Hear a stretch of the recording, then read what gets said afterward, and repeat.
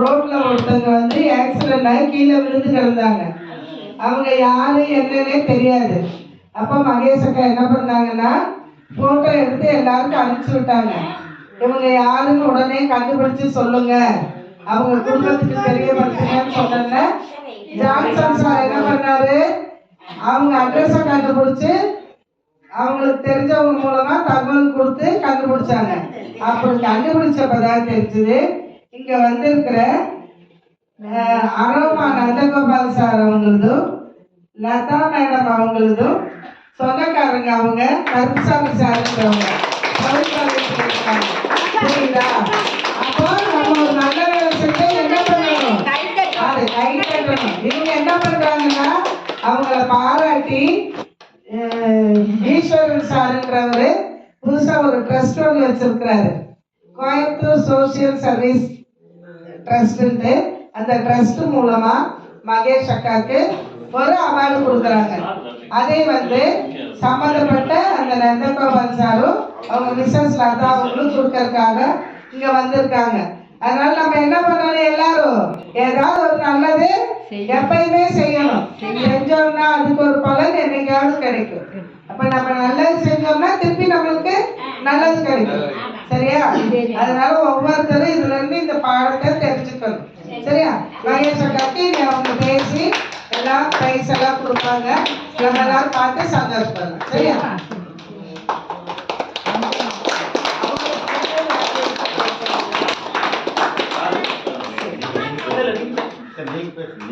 இப்ப அந்த கருப்புசாமி சாரோட சொந்தக்காரங்க நந்தகோபால் சார் அவங்க பேசுவாரு.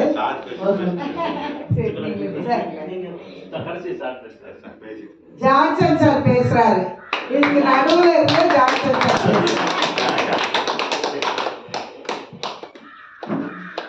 எல்லோருக்கும் மாலை வணக்கம்.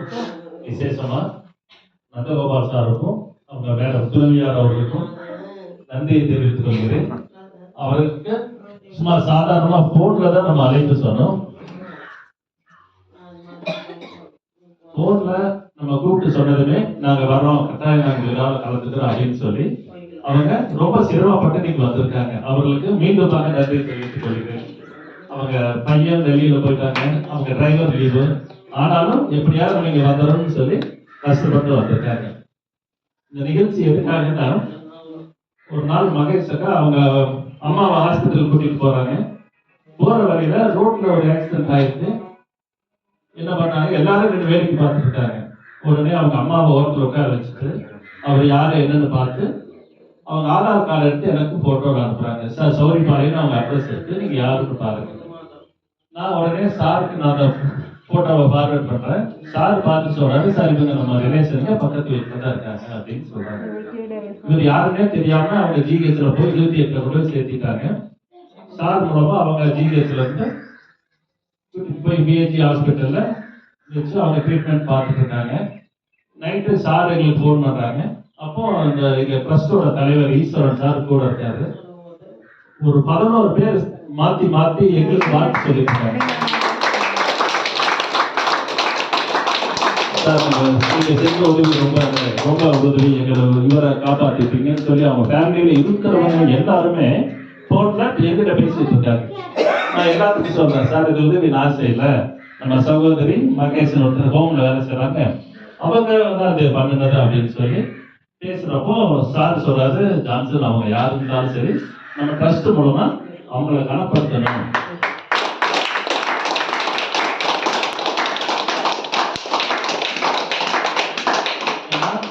கூட பெற்ற தாயை விட அவங்க பெருசா தெரிஞ்சிருக்காங்க.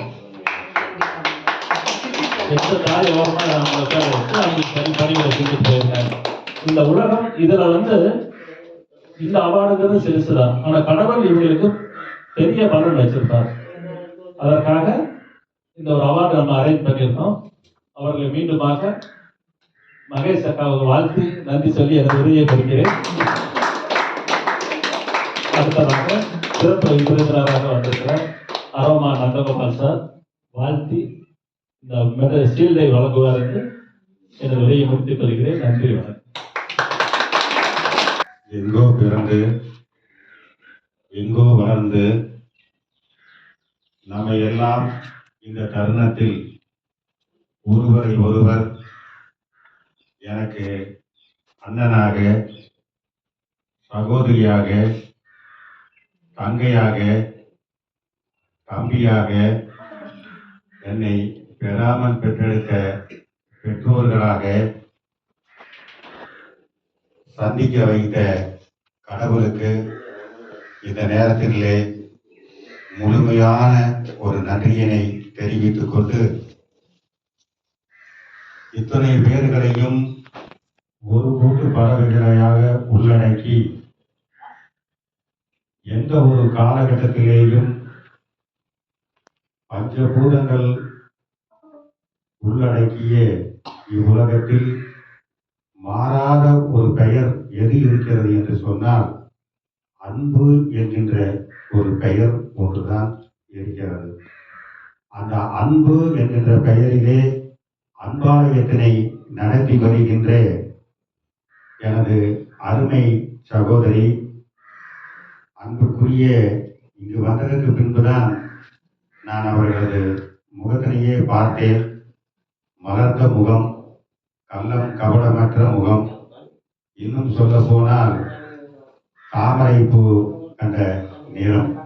இதை ஏன் சொல்லுகிறேன் என்று சொன்னால், நான் மனதில் பட்டதனை நான் தெளிவாக சொல்லக்கூடியவன். இதை அவர்களிடத்திலே சொல்லி நான் நற்பெயரை வாங்க வேண்டிய அவசியமும் இல்லை. அந்த அளவுக்கு நானும் எனது துணைவியார் லதா அவர்களும், எனது குடும்பத்தை சார்ந்த எனது மகன் பிரவீன் நந்தகோபால் அவர்களும், மருமகள் சாமந்தி, அத்தனை பேருமே ஆரம்பத்திலே இருந்து ஓரளவுக்கு நீங்கள் செய்கின்ற பணியிலே, நீங்கள் மலையளவு செய்கின்ற பணியிலே நாங்கள் கடுகளவும் கூட இல்லாத அளவுக்கு நாங்கள் பயணித்து பார்த்திருக்கின்றோம். இதனுடைய நெருடல்கள் இருக்கின்ற பணியிலே சுகமான சுமைகள் என்று சொன்னாலும் கூட எத்தனை தினம் தினம் சந்திக்கின்ற அந்த நெருடல்கள் எல்லாம் தெரியும். அந்த நெருடல்களை எல்லாம் கடந்து, தனது குடும்பங்களை எல்லாம் கடந்து, இங்கே இருக்கின்ற ஆண்டவன் நம்மிடத்திலே கொடுத்திருக்கின்ற உங்களை நல்லபடியாக வைத்துக் கொள்ள வேண்டும் என்கின்ற ஒவ்வொரு நிமிடம் எண்ணத்தோடு செயலாற்றி வருகின்ற எனது அருமை சகோதரி ஸ்ரீ கலா அவர்களே, அதற்கடுத்து 24 வயதினிலே இன்றைக்கு நாங்கள் ஒரு பேருந்திலே இருந்தோம். சற்று வித்தியாசமாக இதையும் நாம் சொல்லியாக வேண்டும். சற்று வித்தியாசமாக இருக்க வேண்டும் என்பதற்காக பேருந்திலே வந்து அதனை உங்கள் முன்பு சொல்வதற்கு எனக்கு கூச்சமாக இருந்தாலும் கூட அதனை சொல்லாமல் நான் இருக்க முடியவில்லை. காரணம், கிட்டத்தட்ட ஒரு 12ஆம் வகுப்பு படிக்கின்ற மாணவர்களும் மாணவியர்களும் டவுனாலிலே இருந்து இந்த மாதப்பட்டி வருகின்ற வரையிலேயும் அவர்களது பழக்கம், அவர்களது பேசுகின்ற பேச்சுக்கள், அத்தனை பேர் இருக்கின்றார்களே என்னவென்றெல்லாம் நினைக்காமல் இன்றைய காலகட்டத்திலே ஒரு 18 வயது 19 வயது நிரம்பிய பையன்கள் பொண்ணுகள் எல்லாம் அப்படிப்பட்ட அதாவது ஒரு சந்தோஷமான, அவர்கள் நினைத்துக் கொள்கின்ற ஜாலியான ஒரு நிகழ்வுகளை நடந்து கொள்கின்ற அந்த நிகழ்வினிலே இன்றைக்கு அன்பு தம்பி தனுஷ் அவர்களை நான் மெச்ச பாராட்டுகின்றேன். என்னை கடவுள் கொடுத்த வரப்பிரசாதம். யாருக்கு 24 வயதிலே என்னென்னவெல்லாம் நாட்டங்கள் இருக்கும், நான் தவறாக சொல்லவில்லை. இவர்களிடத்திலே இருந்து இத்தனை பேரது பணிகளை நான் வந்தவுடனே பார்த்தேன். அதாவது அந்த வண்டியிலே இருக்கின்ற ஒரு பாத்திரத்தை உடனடியாக எடுத்து அதை வைத்து பத்திரப்படுத்த அந்த பாங்கு, அதாவது சொல்லுவார்கள் குளிக்கு பிறந்தது பூனையாகாது என்று சொல்லுவார்கள். அது போலதான் இல்லை, அவர்களுக்கு நெருங்கெல்லாம் இருக்கலாம். அதாவது என்னுடைய மகனை பார்க்கின்ற பொழுது அவன் சினிமா பிஇ படித்தான், பள்ளியில் டிவியில் நடித்தான், இப்பொழுது பெரிய பிசினஸ் நடத்தினான். ஆனால் நாங்கள் சொல்லுகிறது என்னவென்று சொன்னால், நிச்சயம் எழுதி வைத்துக் கொள்ளுங்கள். ஒன்றை செய்தால் ஒன்று கிடைக்கும் என்று இல்லை. இறைவனுடைய நியதி நிச்சயம். அன்புக்குரிய தம்பி பேர் சொல்லும் பிள்ளையாக அறிஞர்கள் இதை வெளியே வைத்துக் சாதாரண நிகழ்வுகளாக எத்தனை பேர்களை பார்த்திருக்கின்றோம். எனவே அப்படிப்பட்ட தனுஷ் அவர்கள் நீங்கள் நல்ல ஒரு, அதாவது நிலை என்பது பணம் காசு மட்டும் அல்ல. நான் அதை சொல்ல மாட்டேன், எல்லாம் பணம் சம்பாரிச்சு பண்றது அது மட்டும் அல்ல. வேண்டும் வேண்டும் வேண்டாம் என்று சொல்லவில்லை. தானும் வாழ்ந்து தன்னை சார்ந்தவர்களையும் வாழ வைத்து மற்றவரை மகிழ்வித்து நாம் மகிழ்வோம் என்கின்ற எண்ணத்தோடு நீங்கள் செயலாற்றுகின்றீர்களே, ஆண்டவன் உங்களுக்கு நிச்சயம் ஒரு நல்ல ஒரு நிலையினை கொடுத்து அந்த நிலையின் மூலமாக பல்லாயிரக்கணக்கான, இன்றைக்கு 500 பேர்கள் 1000 பேர்களுக்கு உதவுகின்ற ஆண்டவன் நீங்கள் ஆயிரக்கணக்கான பேர்களுக்கு உதவக்கூடிய வாய்ப்பினை நல்குவார் என்று சொல்லி, அதற்கு அடுத்து கோவில் என்று சொன்னால் எத்தனையோ கோவில்கள் இருந்திருக்கலாம். அந்த கோவிலை பராமரித்து அந்த கோவிலில் இருந்த வருகின்ற பக்தர்களுக்கு நல்ல முறையிலே உபசரித்து செய்கின்ற பக்குவம் இருக்கிறது. அந்த ஆலயத்திலே இருக்கின்ற அந்த பணிவிடை செய்து கொண்டு இன்னும் கூட சொல்லுவாங்க, அர்ச்சனை செய்வார்கள், நல்லபடியாக மந்திரம் ஓதுவார், பூவை கொடுப்பார்கள், பிரசாதத்தை கொடுப்பார்கள். அந்த ஒரு நிலையினை உருவாக்கி இந்த கடவுள் எல்லா இடத்திலேயும் இருக்கின்றார், இல்லை என்று சொல்லவில்லை, தூணிலே இருக்கின்றார். ஆனால் ஒவ்வொரு கோவிலில் இந்த கோவிலுக்கு சென்றால் சற்று நமக்கு மன நிம்மதியாகும் என்று சொல்லுகின்ற அளவுக்கு அன்பாலயத்திலே திருப்பணியாற்றி வருகின்ற எனது அருமைக்குரிய சகோதரி திவ்யா அவர்களுக்கும் அவர்களுக்கும் உங்களது நெஞ்சார்ந்த வாழ்த்துக்களை தெரிவித்துக் கொள்கின்றோம். இது ஒரு சாதாரணமான பணிகளை, எத்தனையோ பணிகள் இருந்தாலும் கூட கடவுள் உங்களுக்கு இந்த வாய்ப்பினை கொடுத்திருக்கின்றார். நீங்கள் உங்களது, அதாவது இந்த காலம் மட்டுமல்ல, எதிர்காலம், நான் ஆரம்பத்திலே சொன்னேன், எதிர்காலத்திலே நாம் நினைப்பது எப்படி வேணாலும் நினைத்துக் கொள்ளலாம். ஆனால் வாழ்வு என்பது நம்ம ஒரு வட்டம் போட்டு இப்படித்தான் நம்முடைய வாழ்வு மற்றவர்களுக்கு உபயோகமாக இருக்க வேண்டும் என்று அன்புக்குரிய சகோதரி அவர்கள் சொன்னதை போன்று உங்களது வாழ்வு அமைய வேண்டும் என்று சொல்லி ஆண்டவனை வேண்டுகின்றோம். வர்ஷா, அதே போன்று வர்ஷா அவர்களும் எனக்கெல்லாம் ஒரு பேட்டியாக, கொல்லு பேட்டியாக நீங்கள் எல்லாம் உங்களது பெயர் சொல்லுகின்ற வாய்ப்பினை கொடுத்த கடவுளுக்கு மீண்டும் நன்றியினை சொல்லி, இதற்கு அடுத்தபடியாக இதற்கெல்லாம் கடவுள் என்று சொன்னால் ஒரு விக்கிரம் இருக்கும், எல்லாத்துக்கும் தெரிஞ்சதுதான். ஆனா அந்த விக்கிரத்துக்கு ஒரு விக்கிரம் இருக்கு, அதுதான் மூலவர். என்னை பொறுத்த வரைக்கும் இங்க மூலவர் பிளட் ஜான்சன் தான். எங்க பிளட் ஜான்சனே நம்ம பெயர் போட்டிருக்கோம். கிட்டத்தட்ட ஒரு 15-17 வருடங்களுக்கு மேலாக நான் அவருடன் பயணித்துக் கொண்டிருக்கின்றேன். எப்பொழுது தொலைபேசியில் அழைத்தாலுமே நல்லா இருக்கலான்னு கேட்டுட்டு அடுத்த நிமிஷம் என்ன குரூப் வேணும்னு கேட்பாரு. அதுதான் நாம எங்களுக்குள்ள ஏன்னா வேற ஒன்றும் உறவை நம்ம பேசுவோம் பண்ணுவோம் இந்த மாதிரி. அதாவது உதிரத்தை கொடுத்து உயிரை காத்து கொண்டிருக்கின்ற பணியினை கடவுள் அவருக்கு கொடுத்திருக்கின்றார். அதாவது அந்த நேரத்துல அந்த பட்டியலை பார்த்து உடனுக்குடன் அவங்களை அனுப்பிச்சு அவங்க சேர்ந்தாங்களா, அவங்களுக்கு ரத்தம் கொடுத்தாங்களா, அத்தனை பேர்த்துக்குமே தெரியும். மனிதனுக்கு என்ன உடம்புல நம்மளுக்கு என்ன ஒரு அவசியம், அந்த ரத்தத்துக்கு இருக்கிற ஒரு மகிமை என்ன தெரியுங்களா? அதுதான் இங்க கடவுள் நம்மளை ஒன்று சேர்த்து வச்சிருக்கிறாரு. இஸ்லாமியரும் இல்லை, இந்துக்களும் இல்லை, கிறிஸ்துவர்களும் இல்லை. அந்த வகையில ஜான்சன் அவர்களும் சகோதரி அவர்களும் நாங்கள் எல்லாம் ஒன்று சேர்ந்து நாமெல்லாம் ஒன்று சேர்ந்து அந்த ரத்தங்கிற ஒரு மூலதனத்தை அவர் ஒரு வங்கியா வச்சிருக்கிறாரு. கிட்டத்தட்ட அவர் மூலமா நீங்க எல்லாமே நல்லா கைதட்டுங்க. ஏன்னா மற்றவங்க எப்படியோ என்னமா சமுதாயத்துக்கு கைதட்டுற ஆளுநர் பேசியிருக்கேன். நான் எத்தனையோ மேடையில பேசியிருக்கிறேன். சில பேர் என்னமே பேசிட்டா நம்மளையும் பார்க்கறான்னு சொல்லி போட்டு சமுதாயத்துக்கு கைதட்டுவாங்க.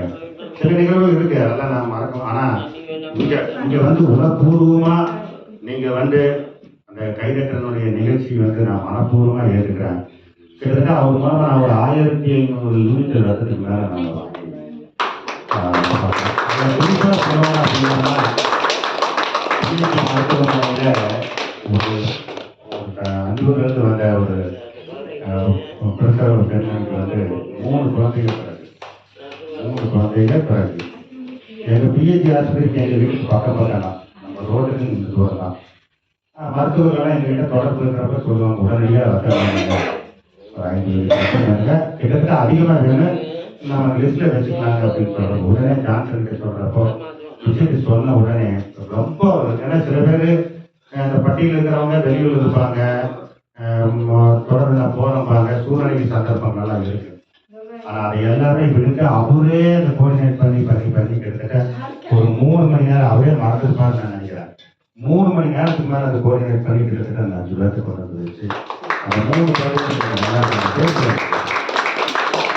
அந்த மாதிரி பல நிகழ்ச்சிகள் அது மாதிரி. அதனால அவருக்கு அந்த மூலவருக்கு நாங்கள் இதே மாதிரி ஒரு காங்கிரஸ் பேரணி வச்சு அவருக்கு நாங்கள் இந்த நிகழ்வுகள்லாம் நடத்தி, அதாவது மரியாதைங்கிறது வந்துன்னா பரஸ்பரங்கிறது அல்ல. ஏதோ நம்ம வந்து பேசுகிறோம், ஒரு பண்ணுறோம், சந்தோஷம், அது மாதிரி அல்ல. உணவுபூர்வமாக எனக்கு இந்த வந்தோம், நாங்கள் 2 பேரும் வந்தோம், வேணத்தை பார்த்து அப்படியே ஒரு பரிச்சித்தோம் மனப்பூர்வமாக. இல்லை உள்ளபடி தான் மனசில் நான் சொல்லி போயிடுறேன். எனக்கு மனசில் பட்டதை சொல்லக்கூடிய பக்குவத்தை கடவுள் கொடுத்துருக்கிறாரு. அதே மாதிரி இந்த விழா நடத்துறதுக்கு ஒரு இன்னும் சொல்ல போனோம்னா அவர் செய்தி சொல்ல போனோம்னா கதாநாயகின்னு சொல்லுவோம். இந்த விழா நடத்துறதுக்கு ஒரு நிகழ்வு, எப்படி ஒரு கல்யாணம், ஒரு பொண்ணு மாப்பிள்ள, இந்த விழா நடத்துறதுக்கு என்ன ஒரு மூல காரணம் அப்படின்னு பார்த்தா அப்படின்னா சகோதரி மகேஸ்வரி அவங்க அம்மாவை கூப்பிட்டு ஆஸ்பத்திரிக்கு போறாங்க. அந்த நேரத்தில் எங்க சௌகரியப்படுறதுக்கு அப்ப வந்து